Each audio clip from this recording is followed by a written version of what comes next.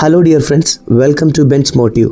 வலியை வலிமையாக்கு என்ற தலைப்பில் சில கருத்துக்களை உங்களோடு பகிர ஆசைப்படுகிறேன். நம்ம வாழ்க்கையில் நம்ம எல்லோரும் ஒரு நாளாவது அனுபவிக்கும் ஒரு வலி இருக்கிறது. நம்ம உயிரை போல நேசித்தவர்கள், நம்மால் ரொம்ப வேல்யூ கொடுத்தவர்கள் நம்மை பாதி வழியில் விட்டு போயிட்டா அல்லது இக்னோர் பண்ணிட்டா வரும் அந்த வலி. நீங்கள் எப்போதாவது யோசித்திருக்கிறீர்களா? அவர்கள் எப்படி இவ்வளவு சீக்கிரம் நம்மை மறந்து விடுகிறார்கள்? உண்மையை சொன்னால் யாரையும் நம்முடன் இருக்க செய்ய முடியாது. கட்டாயப்படுத்தி கிடைக்கும் அன்பில் உண்மையும் இருக்காது, நீடிப்பும் இருக்காது. ஆனால் உங்களை விட்டு சென்றவர்கள் ஒரு நாள் உங்களை நினைத்து வருந்த வேண்டும், உங்களை தேடி வர வேண்டும் என்று நீங்கள் நினைக்கிறீர்களா? உங்களை இழந்ததற்கு அவர்கள் ரிக்ரெட் ஆக வேண்டும் என்று நீங்கள் விரும்புகிறீர்களா? அதற்காக நாம் செய்யும் பெரிய தவறு நம்மை விட்டு சென்றவர்களின் பின்னால் போவது. நான் என்ன தவறு செய்தேன் என்று கேட்டு அவர்களை தேடி ஓடுகிறோம். நீங்கள் எவ்வளவு அவர்கள் பின்னால் போகிறீர்களோ அவர்கள் அவ்வளவு உங்களை புறக்கணிப்பார்கள். அதனால் உங்கள் மதிப்பை அவர்களின் கண்களில் குறைந்து கொண்டே இருக்கும்.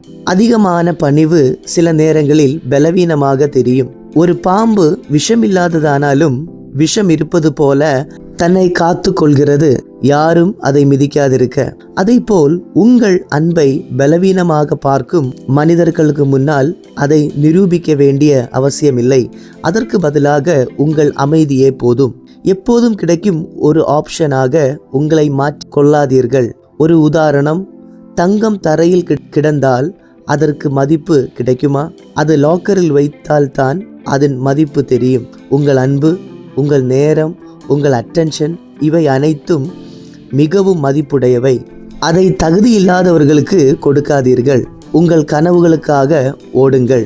உங்களை இழந்தவர்களுக்கு பெரிய இழப்பாக உணர வேண்டும் என்றால் முதலில் நீங்கள் ஒரு அசெட்டாக வேண்டும், பர்டனாக அல்ல. இந்த உலகத்தில் நம்பிக்கைக்கு பெரிய ஒரு மனிதர் நீங்க தான். நாம் பேசும் இந்த வழிகள் யாரையும் காயப்படுத்துவதற்காக அல்ல, உங்கள் செல்ஃப் ரெஸ்பெக்டை மீண்டும் பெறுவதற்காக.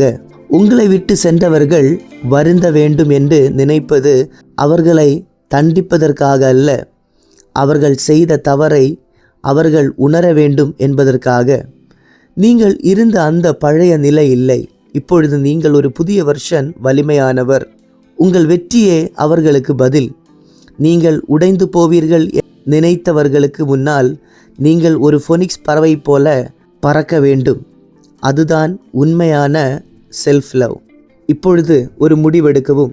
என்னை மதிக்காதவர்கள் என் வாழ்க்கையில் வைத்திருக்க மாட்டேன்.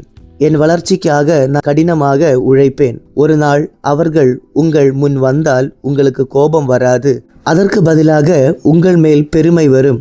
அப்பொழுது நீங்கள் அமைதியாக செல்லலாம். அன்று என்னை விட்டு சென்றவர்களுக்கு நன்றி.